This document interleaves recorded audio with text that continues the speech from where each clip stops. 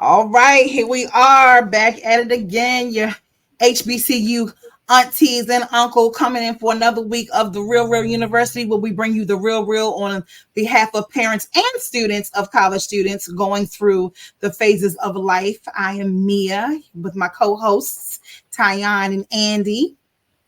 Hey guys, What's here we happening? What's are. happening? How y'all does? How we doing? I'm Hey, extra excited about this topic today. hey. We got so excited when we started talking about what the topic was going to be, everybody. So we're excited to bring this conversation because this is something that I don't think I've heard a conversation. I'm sure not the way that we're about to bring it, but this is a conversation and we are talking about college, the college experience and relationships. I'm a Oh preface boy. right here. Y'all know, Mia, you coined the phrase like 2 episodes ago. A tie-on tangent, you already know this one is gonna be full of some tangents. So let's go. Oh Lord. I'm gonna let Andy, because Andy is outnumbered by us. I'm gonna let Andy start this one because we Okay. all have different experiences, but I think we also have a lot of different relationships that we can reflect on, not even just our own, but just our Mm. friendships, and all the stories can go on and on. And Andy had already said it's probably gonna be a part 1, 2, and 3 to this one because it's just that interesting. So we're gonna jump it off with Andy. Give us your perspective when it comes to relationships and the college experience. So let's start where we're going to begin and not lose our audience because we're going to hit this for a nice little roller coaster. Oh Let's yeah. kind of bring y'all to the beginning. Freshman class, can we talk about this real quick? So there's always the one that whether you're going off to school or you're going around the country or you're just going right next door, uh, your sweetheart just graduated. You were dating an Mhm. upperclassman and they decided they're going to go to higher education. And so you're going into your senior year, but your boo thing done moved on to the college level. That was me. Mm-hmm. That was me. Yeah. So what does life look like now for that previous senior who's jumped into a freshman game again? Now we don't have to be just confined to that 7 to 4 period where you get to go home after class. Oh, you can see them all the time now. Mm. Oh, Yeah. I feel And a ain't no tangent. I curfew, knew baby. he was cheating. No, let me stop. Feel a tangent coming on. Oh, wow. I didn't think about that, Andy. Yeah. Yeah, Wow. you switching ships because you want to be faithful, right? Right. You want to be sound, right? Right. You thinking about your ex back in school and you said y'all did the kissing and everything else, baby. It's only gonna be you. And when I go away, I'm gonna think of you, I'm gonna call you, I'm gonna text you, I'm gonna FaceTime you. But what if you don't? Mm, mm, mm, What kind of thoughts did you mm, just leave hanging and why? mm, mm. I know y'all know. Ladies, talk about Oh, that. The doors mm. have been opened. Let's talk about this. The doors haven't opened. So, my experience, my sophomore year, he was a senior. So, okay, we were together for 2 years. So then he went to Wake Forest, played football, and back then Wake Forest, I don't know if it still is a good name It in was football, a but he went to still Wake Forest, played football, and now that you say it the way you say it, Andy, the behavior that I remember, we were good at first, Okay. but then it just kind of went down south. And I didn't think about what you said until you said it. You're on a campus, you don't go home. You have all of those other things around you, other people around you. And you're on a campus and you got this girlfriend back at home or boyfriend, depending on who you are, right? My situation, I had a boyfriend. And I was used to the football practices. I was used to the study halls. But what I wasn't used to was not the phone calls that didn't come after it was all said and done. And until you said it, naive. I'm naive. I'm a sophomore, right, in high school. I wasn't even thinking about what I'm now thinking about as an adult. Like, Mm. he was anywhere he wanted to be and could tell me Been where there. he was. And this is before cell phones. Let's be clear. Mm-hmm. Let's be clear because that Let's be made that clear. element so much more difficult. Oh But yes. Mhm. at the same time, our expectations were different because you knew at that point in time, me, if you're in Baltimore and he's, up the Eastern Seaboard, them long distance calls was gonna be racking up. And I'm quite sure, I know Brenda and Fergo was like, hey, what's going on with this phone bill? And I'm gonna go off on a tangent later about them phone bills, because that's what got me in trouble in all of my relationships. Oh, I didn't even think about But you that say part. he's just a friend. Yeah. Hmm. Hmm. Hmm. So, Tyan, so yes, I didn't even think about that. Oh, the experience. So that was a good friendship. That was a good relationship. Unfortunately, he actually passed away last year. But the growing pains of just being younger and just learning different things in life, the expectation, which is one of the things I hope that we touch on when we have this conversation about what real expectations look like when in a relationship. And we're talking about back in 1992. So you can only imagine what they look like now in 2024. But I was in high school, he was in college. I didn't really understand what that college experience looked like. And then we fast forward to being in college and then now having one relationship I won't even mention because he was older, he was crazy. But then I had another athlete that was in town and I was used to the schedule and it didn't bother, but we were like thick as thieves. Wherever I went, he went. We always saw each other. So it was a different dynamic, but having those two different campuses, two different lifestyles. I had a whole lot of free time. He didn't. I'm just giving a lot of scenarios because I know we're going to build through this one. So that was one of my experiences in that actual relationship I was in until I left college. And we'll talk about that part later because I'm sure it's girls out there and boys out there now who are like, this is going to be my one forever and what that looks like. And forever came and went after we broke up. So we'll talk about that one later too. But that's my second scenario. So actually, me, I'm going to interject on a point that you made about the fact that they were athletes. So let's talk about these high profile relationships while you're in college. And so there's two. There's the athletes, and literally the thing that kind of prompted us to have this conversation in one of the last episodes, I had touched on, don't date a Neo. I remember that. That whole dynamic of dating someone who is in a fraternal for me it was a fraternal organization, but I had parallel scenarios. So when I entered my freshman year, I was a student athlete. I was a cheerleader. I met a young man who was on the basketball team. He was actually the star freshman player.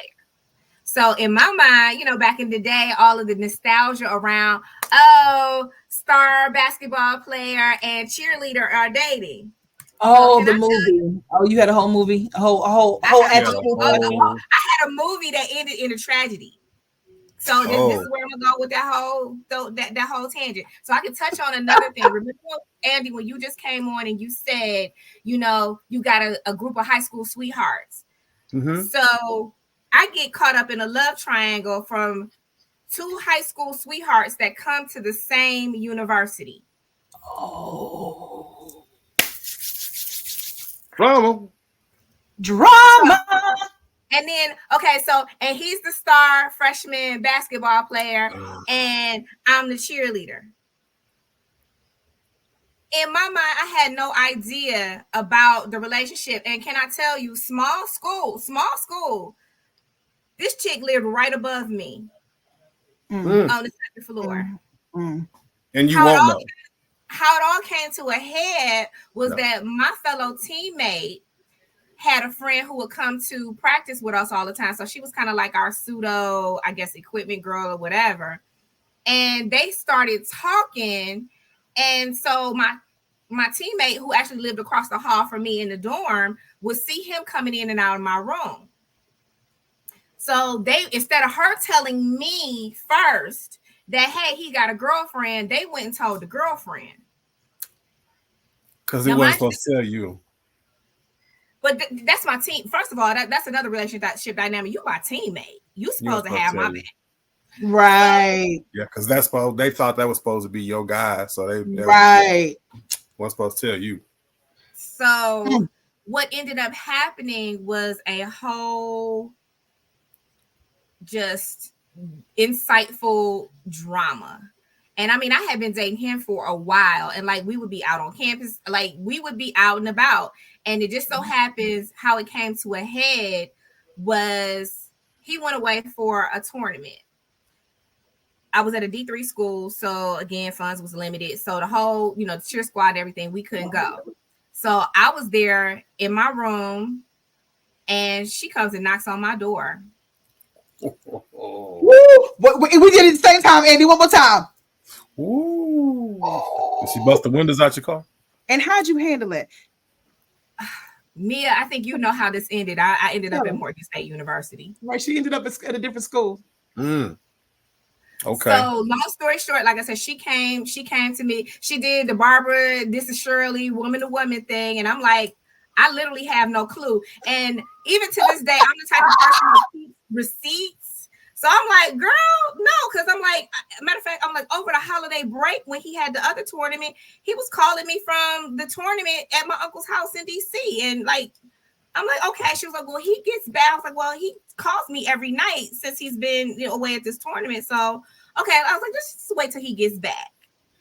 He gets back. She brings him to my room. So he already knows what's going on.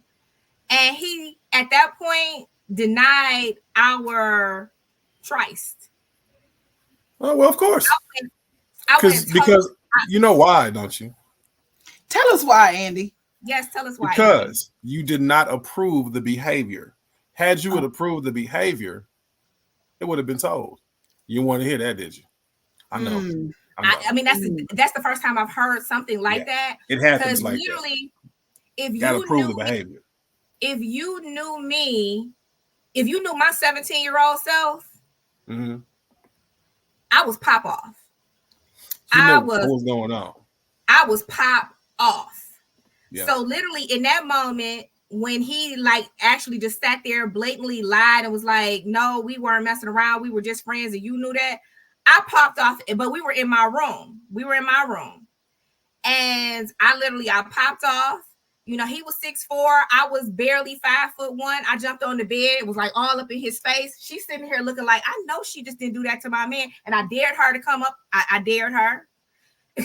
So then they knew that this was escalating. So they left. And mind you, this is in a freshman female dorm. So everybody's ears is to their door and ears is to the wall. I'm still hot. So my male friends at the time didn't like him no way. So I'm hot. I go over to their dorm. I'm like, I'm exploding. And then I happened to see them walking across the quad after all of this happened, less than 15 minutes later, walking across the quad hand in hand. She done forgave him that fast. Or what? To your point, Andy, she probably approved the behavior. Again, I saw that. Learn it now, girls. I saw that. What did I do? I jumped, and my boys wouldn't let me out the room because they already knew. So I couldn't exit through the door. I jumped out the window, ran across the quad, and I was like, "And you gonna sit up here?" I'm like, "Is you stupid? I done told you what's going on. You came to my room, told me going on, and you still like go." Oh, it got ugly. So that wasn't the end of your relationship, was it? Of course not. That was the end of her career at that school. Okay. Of course not. So I thought everything ended that day, but apparently she didn't want to be embarrassed. So she came to my room a week later with her friend and tried to jump me. Freshman year. Freshman year. Is this the fall season? Fall. We get actually when she came to my room, we were doing finals. So she thought she was gonna jump. So she came and when she knocked on the door, my roommate and everything was there. I was like, don't answer the door. Because I went to the peephole, I already knew what I was like, don't answer the door. What did my dingy back ass roommate and her little scary ass friends do? Because the girl wouldn't go away. They opened the door. So here she come in confronting me. I'm like, listen, I did everything right. I asked her to leave. So to make it seem like, because my mother was a counselor, my mother was very well trained and crazy and trained me and crazy. She was like, you have to put yourself in a position, if you have to fight, that you are defending yourself. So I stated 3 times loudly, would you please leave? Would you please leave? Would you please leave? She didn't. So I took it upon myself to defend myself. And then as I'm defending myself, here comes her friend. But little did she know, my friends, ear to the wall, here they come. So literally, I'm in the space of our small dorm room, and we was getting it. Ooh. So this is a lesson here. Don't do this at school because they Oh will put you out. You will have to transfer. man. You don't want that to be the lesson. And when you said the first thing you said that really has made my eyes pop is that we 17, 18 years old. What did we really think? College students, you 17, 18 years old. Yeah. Freshman year. What do you really think is going to happen in life at 17? Because I know in life at 17, life is life in real life. You understand what I'm saying? At 17. But the things that we go through, because while I'm sitting here listening to you, that relationship that I didn't want to mention, my response was totally separate. The boyfriend didn't realize that the girl he was trying to holler at was my girl in one of my classes. When she found out that that was my boyfriend, the next when she went specifically over to his house and got them credit cards and we went shopping. So I didn't do to all that the rock. point, revenge. I didn't do So, Revenge? No revenge. Andy, again, I'm gonna go at 18 years old. Revenge is the only word you know when your heart is broken by in a relationship. But I don't want to get into that part of it because we don't want to. No, I'm gonna take it to a quick tangent because again, that's what happened. Even though Andy said what happened with me and him, yes, we continued to mess around. But as we continued to mess around, I gave the entire campus his phone card. Because remember, when he was communicating with me during tournaments, he gave me the phone card number. So the whole campus had his phone card, which his mother was footing the bill for. Oh, I'm gonna get my lick back. I'm gonna get my lick back. And then at the end of the semester, do you know she had the nerve to come and apologize to me? Well, that's the growth. other girl Right that got walked to. That's growth. That's growth. Why is she apologizing? She's apologizing because of getting caught up in the issue. I have no. What we were packing up I was literally packing up my things to leave the school because what I'm going to leave unmentioned is the whole debacle that Mia knows all too well about how I was treated on campus after this incident.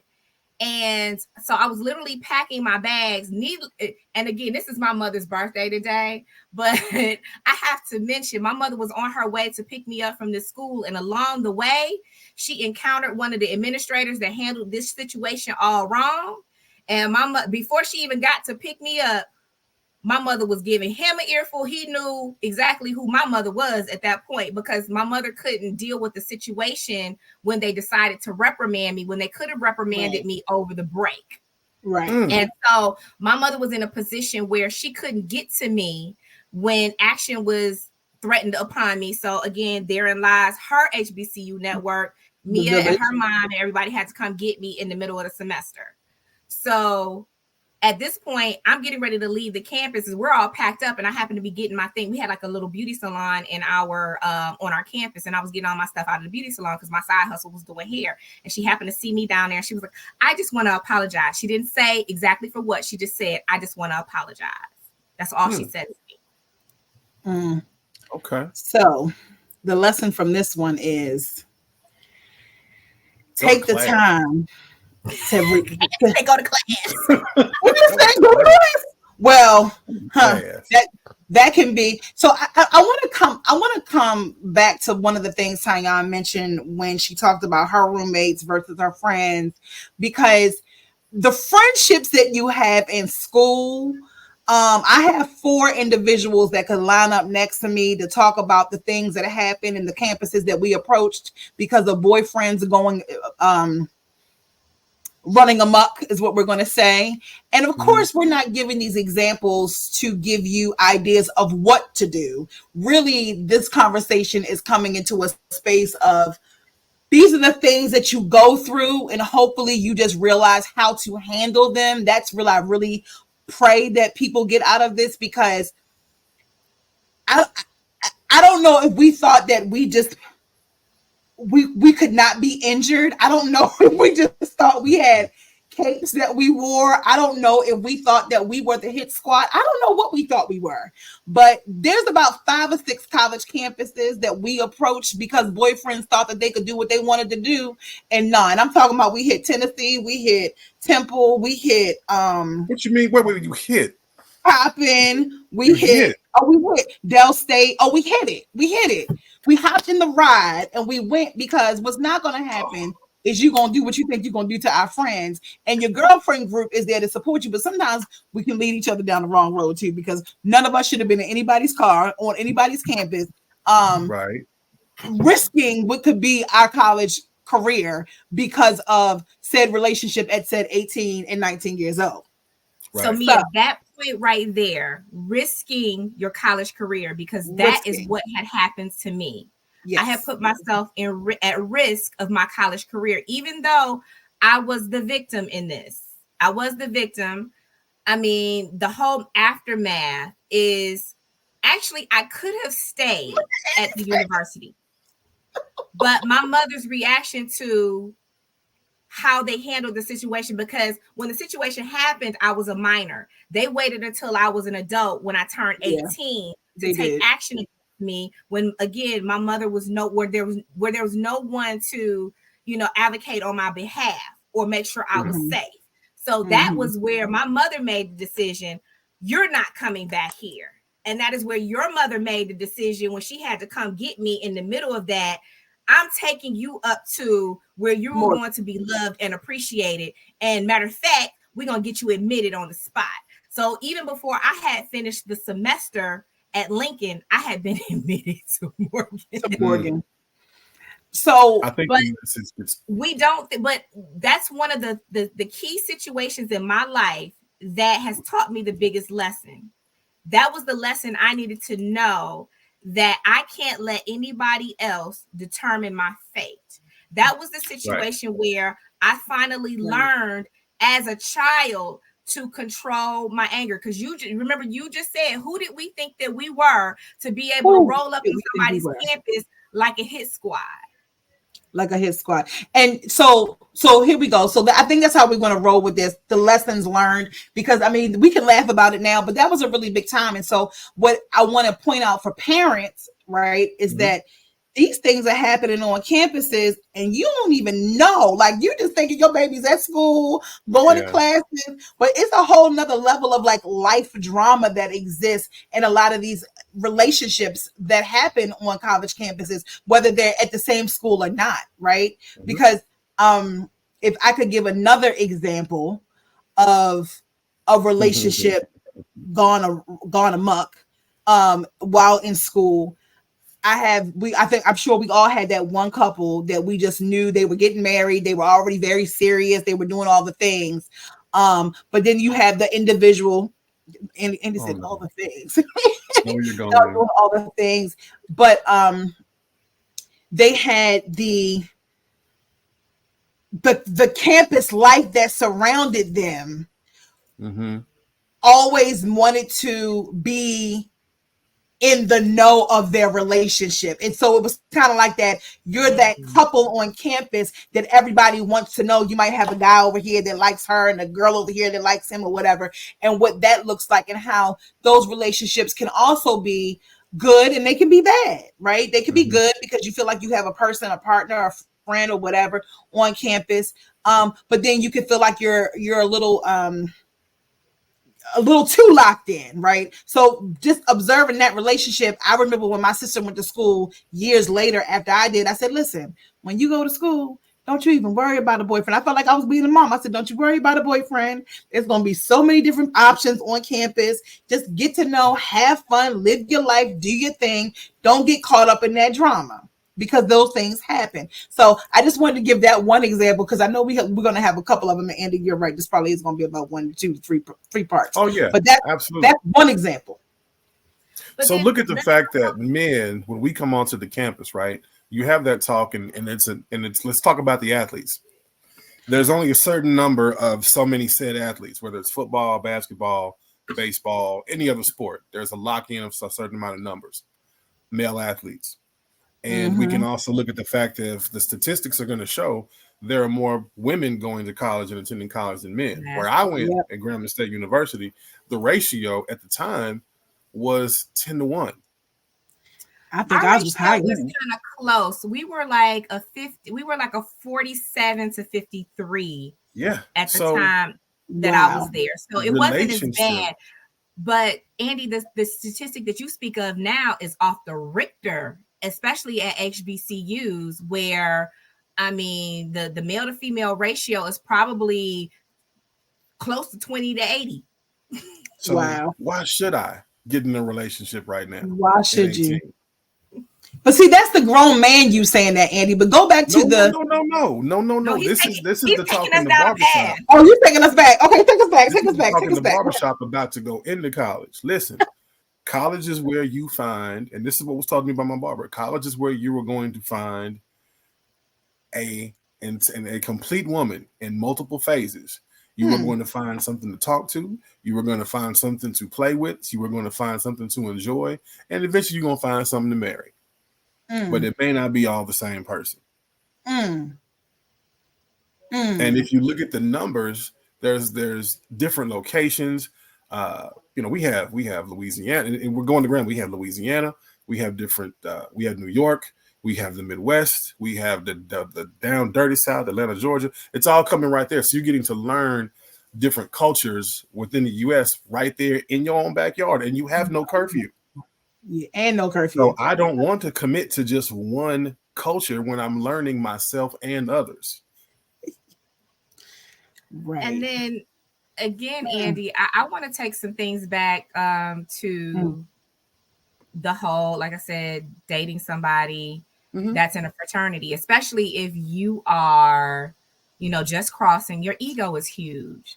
You have just, embarked upon a very intense part of your life. You have, and at that time, knowing the process, from back in the day, that was a grand achievement. I mean, you have been through so much. And now everybody's showering you with love and attention. Your chest is out. Again, it's that whole ego Manhood is thing. different. Mm-hmm.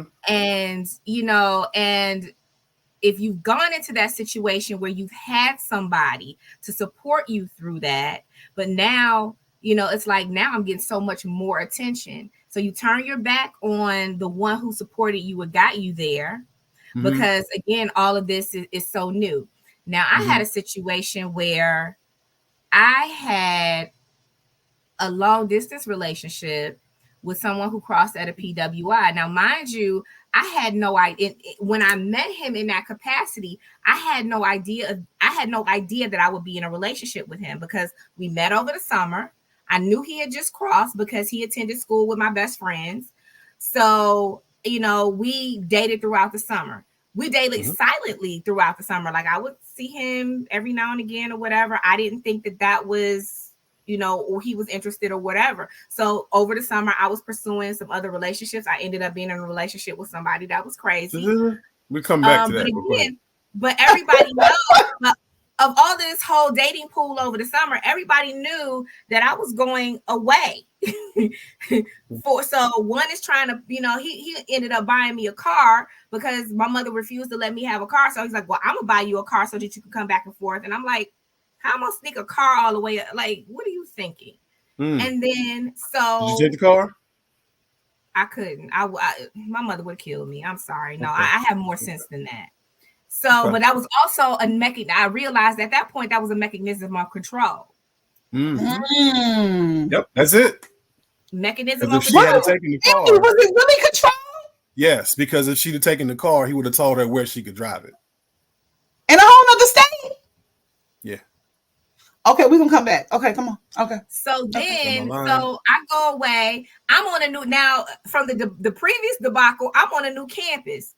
The campus is my oyster. So I'm meeting people and all of this and everything, just meeting and mingling and, having a good time. And I get a phone call and he's like, I have been thinking about this for months. And now that you're away, I need you in my life. And I'm like, huh? Control. Andy's right. No, this is a different scenario because I didn't take the car. It's I it's kind of still it's dismissed still the, this is the that Neo. yeah, And it's the he's behavior. like, Hmm. okay, I get it. So I'm like, well, okay, let's try this. It's only for a couple of months or whatever. Like I said, and I had, to your point, Mia, I had eyes, ears, noses, and everything on campus. On his campus, so I wasn't worried. But Mm. then, of course, that whole fraternal network, it flips on me. He's like, oh, I know somebody that knows Anupa and Morgan. So now all of a sudden, I got all of the Kappas watching me. Mm. Kappas. Andy, did you pledge in college? I did. Okay, so we going how do What in I Kappas? so I have the two of you combined. My college boyfriend is what I'll call him. He was all state, whatever you want to call it, in wrestling and football. Went to college in the state of Maryland still and was all state. He did all the things in wrestling at his school. His brother was like Mr. Omega Psi Phi at my school. And so a lot of his friends from school, from high school, went to my school. So I had eyes on me from a lot of different perspectives. So I can't relate to dating because I had no desire to date anybody who was Greek when I was in school. Still don't. Well, I'm not. I can't now because I'm engaged. But But what my kind of point is pressure is that. that? What you say? What kind of pressure is that though? So it was a very uncomfortable but yet a confident pressure because there Is it were really? people who didn't know me that knew me because of the relationship. And then there were people who knew him that protected me.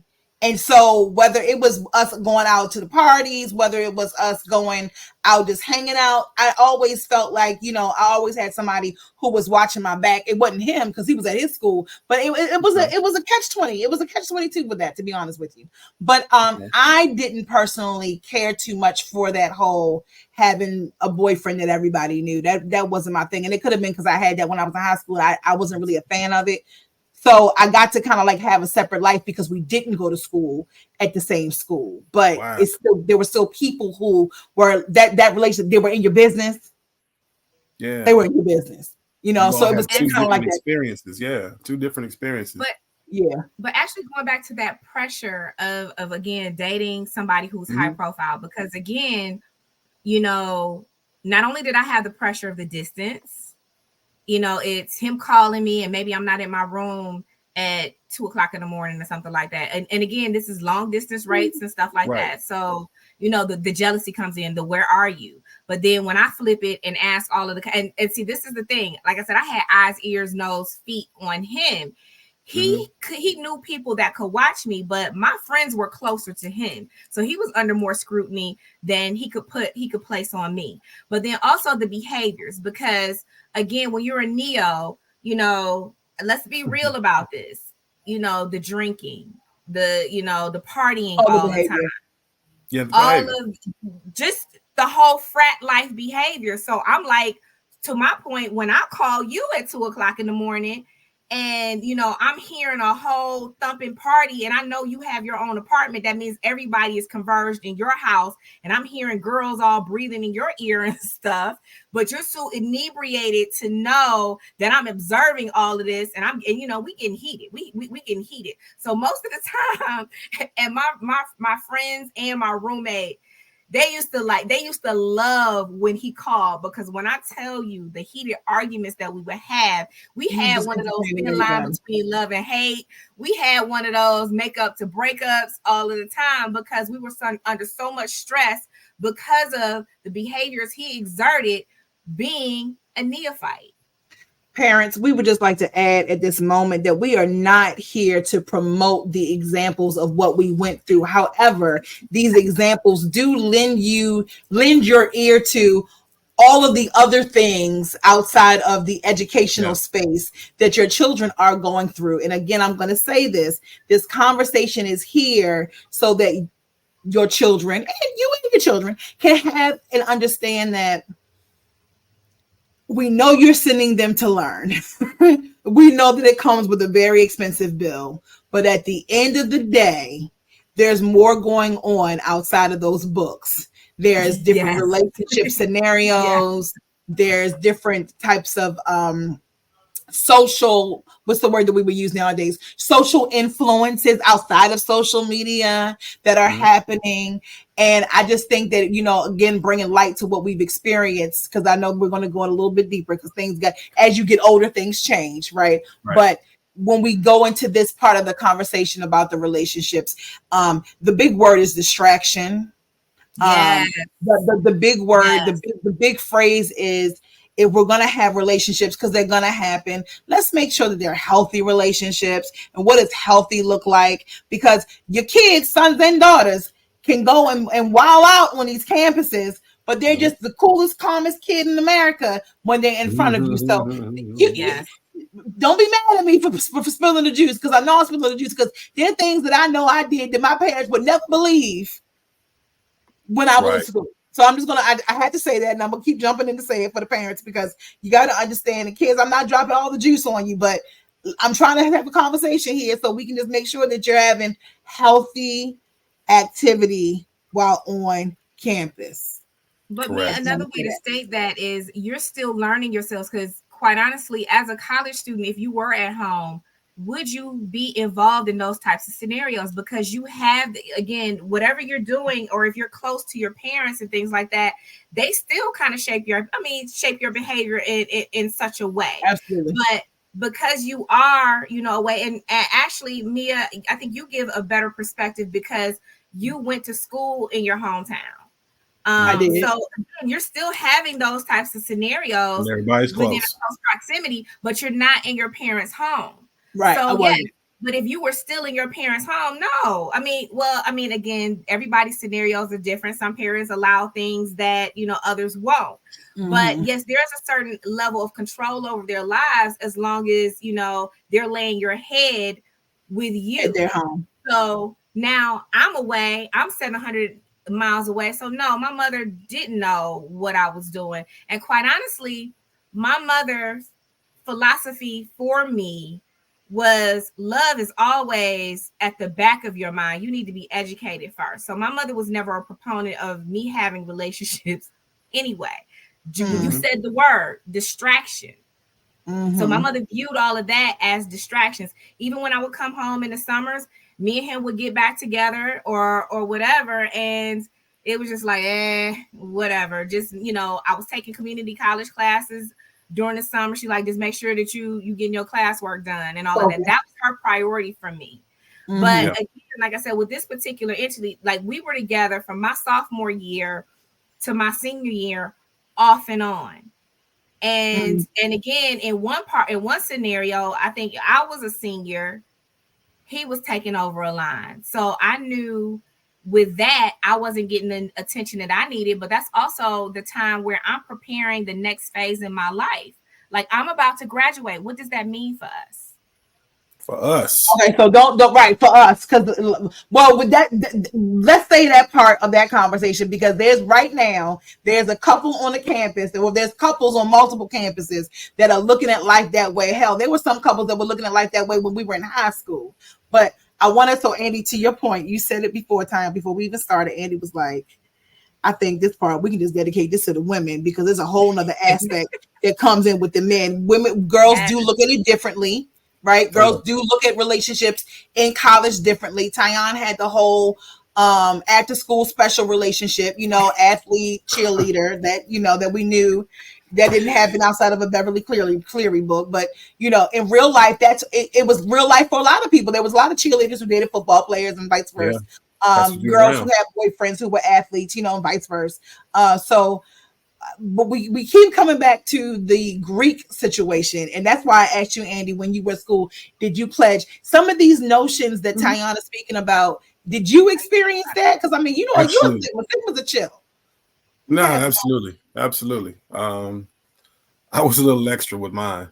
And See, no. well, see, no. Andy just What proved what you you tell right. me is just it's cool because I still got a trump card on top of that. I wouldn't want you to put you into any trauma. Because if anybody's seen the movie School Days, I really live that uh, So wow. to the mm. fullest extent. To the fullest extent.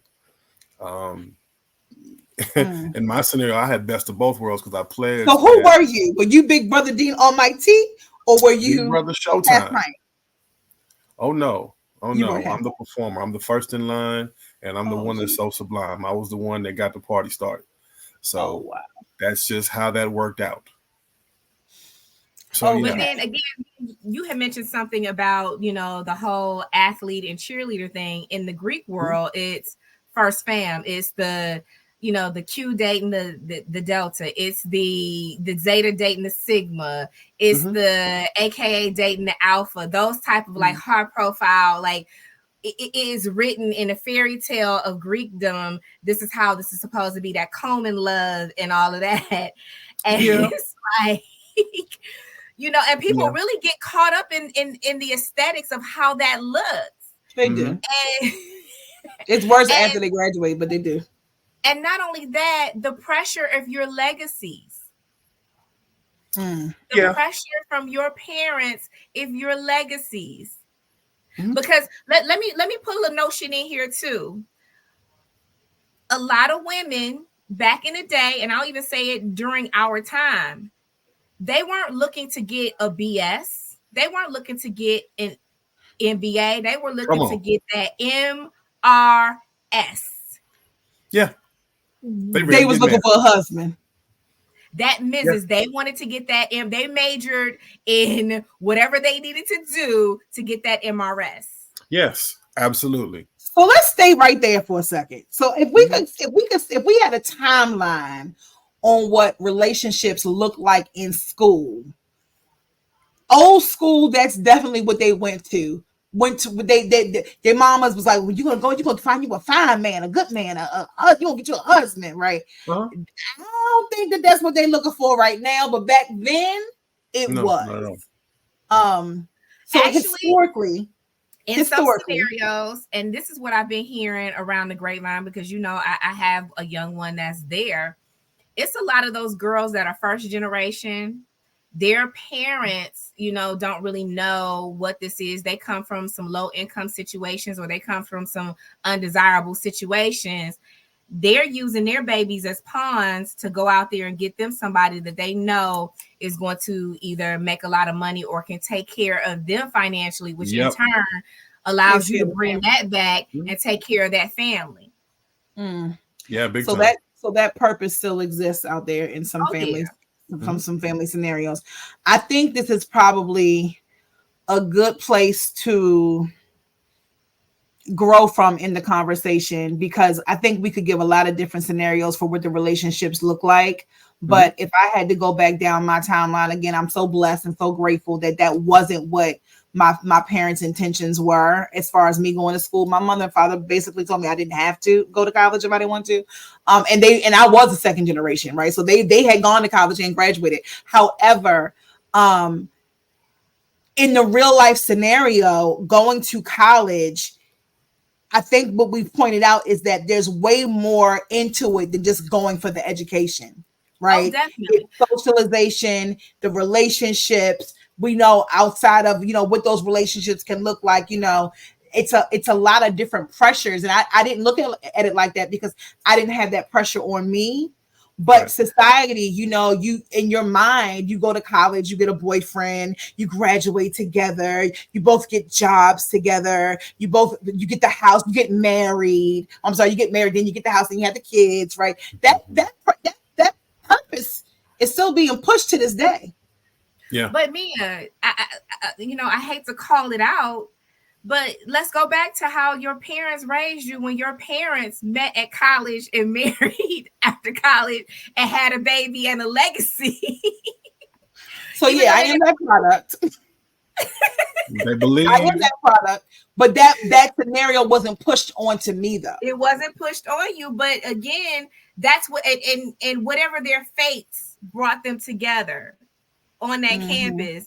That is what happened, because again, I could look at pictures and I swear every picture that I see, I mean, Brenda and Fargo was inseparable.